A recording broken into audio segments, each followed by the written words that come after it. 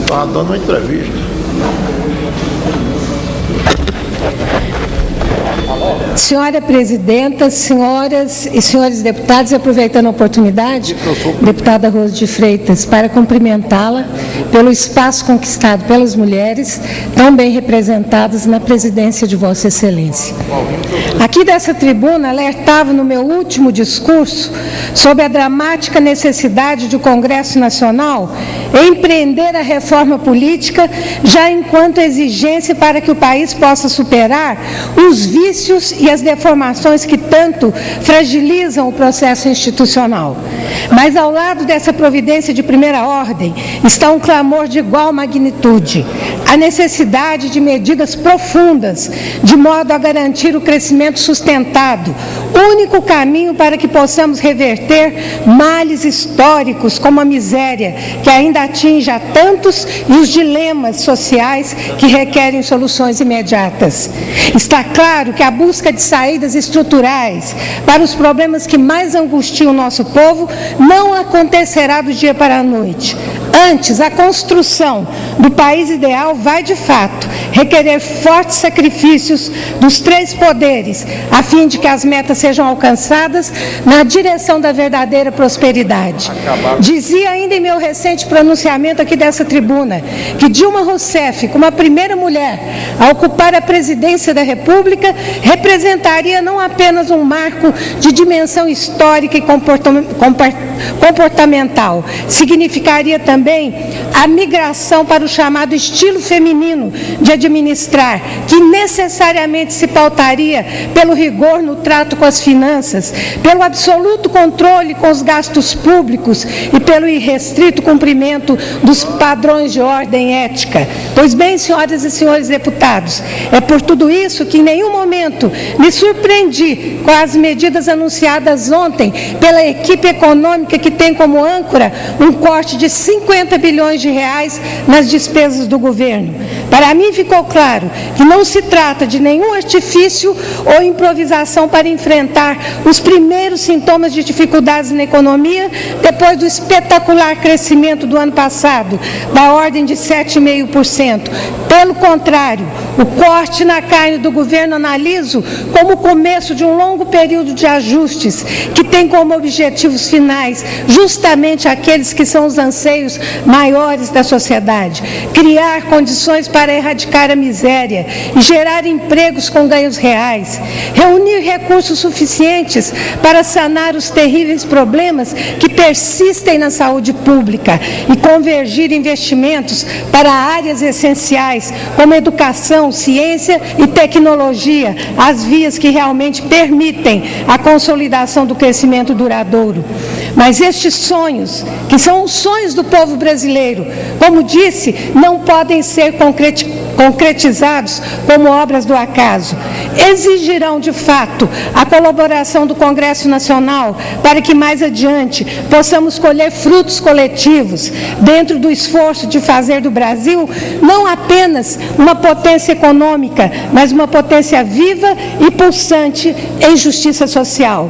Neste sentido, as medidas de cortes anunciadas ontem tiveram o cuidado de preservar o principal, Presidenta Rose, os recursos de investimentos no Programa de Aceleração do Crescimento, PAC. Significa que a economia não será afetada em seu ritmo de crescimento, preservando-se os benefícios imediatos do programa e os milhares de empregos que atualmente gera. Na outra ponta, acredito sinceramente que Dilma age com correção ao anunciar um decreto cortando pela metade os gastos com diárias e com passagens. Faz ela muito bem, porque é dentro da economia da nossa casa, do nosso lar, do nosso recinto, cortando às vezes pequenas coisas, é que nós vamos atingir o benefício comum, que é de dar a essa sociedade que tanto precisa de nós a resposta concreta que ela vem pedindo. Igualmente, os ministérios estão proibidos de comprar automóveis e nem poderão adquirir adquirir, reformar ou alugar imóveis. Nós temos, sim, que dar o exemplo. Nós temos que mostrar o trabalho que nós estamos empreendendo para depois exigir da sociedade que ela também faça o mesmo. Por fim, o governo está contratando, junto à Fundação Getúlio Vargas, uma auditoria externa na folha de pagamentos para detectar incorreções. Não há como desconhecer a importância desse conjunto de providências se quisermos realmente almejar um país regido por excelentes padrões de racionalidade, seriedade e rigor no trato com o dinheiro público. Esse tipo de atitude foi o clamor de todos aqueles que se lançaram na política movidos unicamente pelo ideal de servir aos que mais precisam, aos excluídos, aos que foram colocados à margem da sociedade. O resgate da dignidade de um povo fica cada vez mais claro, implicará, sim, numa conduta que zele pelo primor administrativo. O primeiro passo dessa conduta é, sem dúvida, valorizar ao máximo cada tostão arrecadado para que possa ser multiplicado em obras e benefícios sociais. Neste contexto, o combate à inflação não pode ser em nenhum momento esmorecido.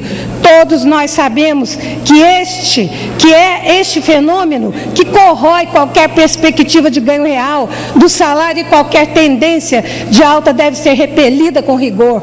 Senhora Presidenta, senhoras e senhores deputados, naturalmente ficará como polêmica central no que se refere às medidas de contenção de gastos anunciadas ontem pelo governo, a dimensão dos cortes em cada um dos ministérios, em especial o tamanho da tesoura nas chamadas emendas parlamentares. Ficou evidente pelo anúncio de ontem que os cortes atingem a todos sem privilégios.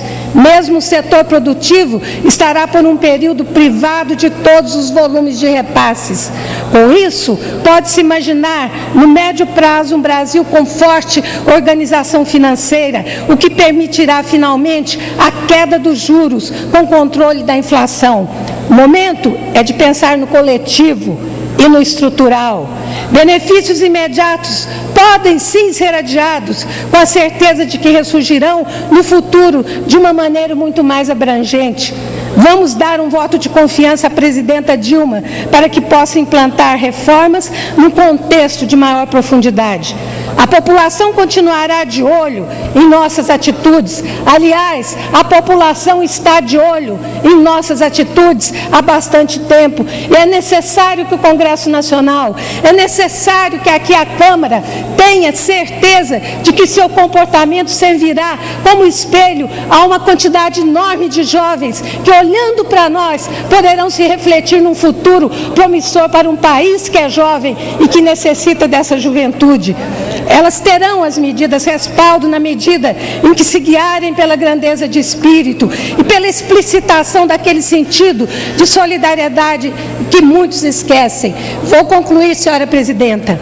O Brasil dinâmico e justo só será possível pelo empenho de muitas vontades que se convergem em propósitos comuns, a identificação com os anseios do povo brasileiro, o compromisso com as mudanças efetivas, a inabalável defesa dos ideais de liberdade e de justiça que só podem ser alcançados num ambiente econômico e de estabilidade e de crescimento. O futuro, senhoras e senhores deputados, está em nossas mãos, está na hora de agir.